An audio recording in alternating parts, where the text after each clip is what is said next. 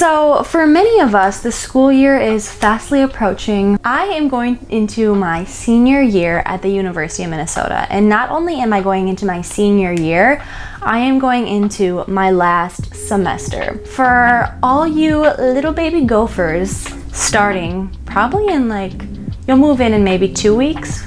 I don't know. This one's for you. I have compiled a list of 20 tips for any University of Minnesota student based on my 3 years of experience. The first tip, and honestly I have to say the most important, if you take anything from this video, you need to take this. The U is huge, it's massive. You will feel like a tiny hormiguita or a little ant if you don't find your niche. How do you pronounce it? No one knows. You need to join a student group or become part of some sector that is much smaller, otherwise you're going to drown. I'm not in Greek life, but one of my good friends is. She's a huge advocate. I know it costs money, so if that's not your thing, join a student group. I joined my student group last year, and it honestly has been the best experience of my college experience. You will meet people not only in that group, but outside of that group because you're partnering on events, on projects.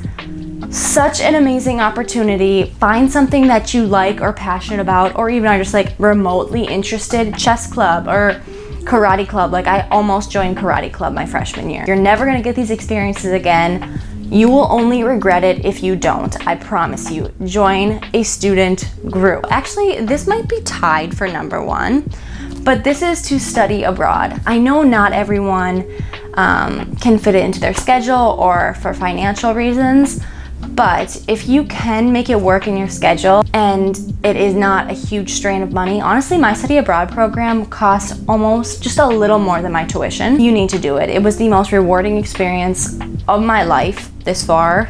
Every study abroad student ever. But actually though, kind of takes you out of the bubble that college puts you in. It gives you some global perspective on life. Plus the U of M has one of the highest ranking learning abroad centers in the US, I believe. If you are trying to decide which dorm to live in, I will give you my top 3. Oh gosh. Number 1, this is a no-brainer. You're gonna wanna live in 17th. This is where all the athletes are. It's on a central location on campus. It's nicer, it's newer. The food is by far the best, but I do believe it's a little more expensive. Chances are you're not gonna get it because the athletes get first dibs on it, but if you can, do it. I know people who lied about being in an LLC, which is a learning living community, just so they could live in 17th. You gotta do what you gotta do. The second dorm is Sanford. They also probably have the second best food on campus. They also have this little mini mart where you can buy food. Actually, I'm pretty sure most dorms have that, but Sanford had the best one. And then third is Territorial. That is where I lived my freshman year. It has the rep of the party dorm. There's no food, so you have to go to Centennial, and that food actually was disgusting. But it was a fun place to live. I got that typical freshman year dorm experience living there. After your freshman year, do not get a meal plan. Don't let people tell you, oh, just in case I'm feeling lazy and don't want to cook. Do not get a meal plan. You have outgrown that. I guarantee you by the end of your freshman year, you're gonna be please don't make me eat the dorm food. Learn how to cook.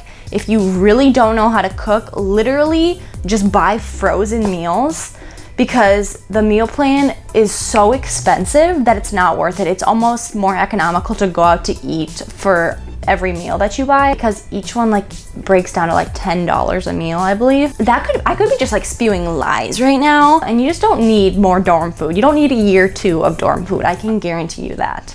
Don't expect to find a subleaser for the summers. This probably is the number 1 headache for a U of M student. Before you sign your 12-month lease, you need to kind of break it down to yourself mentally and financially that you're probably not going to find a subleaser for those 3 months that you're living at home. If you really can't afford to pay those 3 months of rent, in the spring and in the fall when it's nice out, you need to study out on the mall. Did I rhyme? Probably not. So the mall is the area between Northrop and Kaufman. It is this huge grassy area. It's beautiful. It's a very stereotypical college scene, what you envision in movies. Even if you don't study outside, literally just like go sit out there and just relish in the fact that you're obtaining a college education. You need to take at least one class on the St. Paul campus. I love the St. Paul campus with every atom in my body. They've got a ton of farm animals. They've got the cows, the sheep, the lambs, the pigs. They've got everything on the St. Paul campus. You're gonna pull up there, you're gonna feel like you're in the country, you're gonna smell poo, and it's gonna be great. Now, this next tip, I actually wrote some of these a few months back, and my perspective on this has changed. If you are a commuter student, I said originally, park in neighborhoods. Now, this sounds great now, you know, park in neighborhoods, free parking, yeah, but have you heard something about Minnesota winters? Yeah, I'm not trying to park on the road, get stuck in a snowbank, and then not be able to leave. You can enter yourself in the student parking lottery, and I don't know how many students get it. It costs around like $250 a semester, and you get a designated spot to park your car on campus. I am so grateful I got a parking pass for this upcoming semester, and quite honestly, I just think it's gonna take a lot of stress of, oh, I need to find a parking spot, oh, what if I can't find one and I'm late for class? $250 for me, it's a lot to park your car. I'm the first to say that, but in retrospect, I would rather have that than have to walk 2 miles when it's -2 out in a blizzard. Do yourself a favor, enter in the lottery. If you don't get it, it's not the end of the world, but it's just another convenience factor. Number 10, read the school newspaper. We have the Minnesota Daily at the U of M, which is an award-winning student paper. Now, I'm biased because I'm a journalism student. I don't write for it, but I have a lot of friends and a lot of my classmates do, and it is so well written. When I read it, I'm just proud of like classmates that I don't even know. It'll just keep you in the loop of campus happenings. And personally, I know there's an online version. I love the physical paper copy. I just feel very distinguished when I read it. Support journalism. Now, this is something that I have come to learn with past experiences. A story for another day. Do not idolize the athletes at the U. Once you're on campus and a U of M student, something about campus life is gonna trick you into thinking athletes are gods. They're not. They're regular students who get especially pampered by everyone on campus, number one being the university. I know they work hard.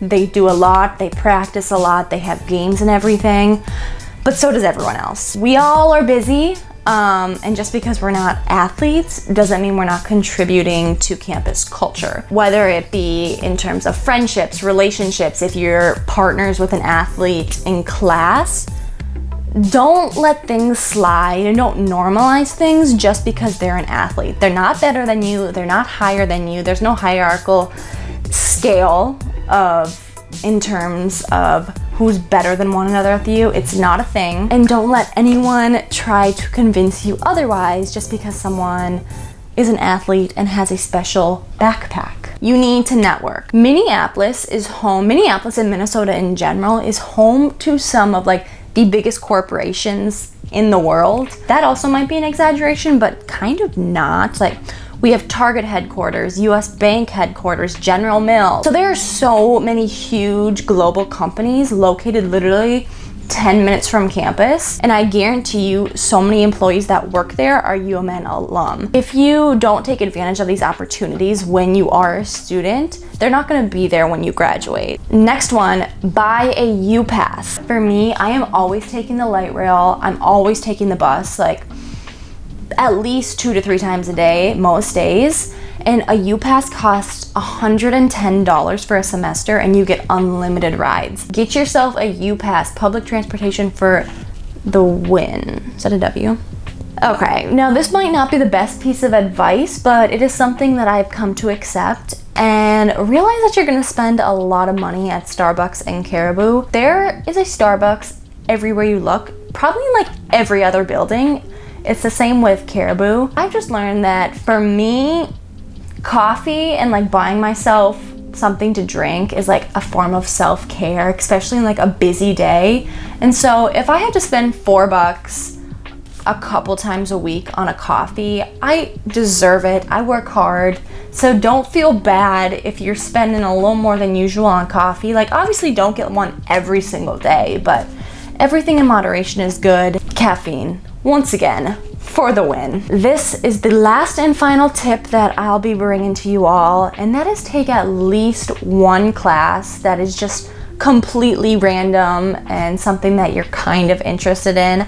This was me in a social work class. It was actually a class called like child abuse, which it sounds very deep, and it was, but it was fascinating. And I had no idea I was even remotely interested in social work, but it really makes you think in new ways, getting out of your major and just kind of putting yourself in a completely new environment with students who are studying completely different things than you is so important. Almost prioritize taking at least one class that you normally wouldn't take just because of pure interest. So those are all the tips I have for you all. If you are a UMN student, or I guess a college student in general, and you have any questions, comment them below and I will give you my best advice. Good luck everyone as you embark on another school year. Students, mad respect. We can do it. Podemos hacerlo. And until next time, peace. Goodbyes. We're both acting insane, but you're stubborn to change. Now I'm drinking again.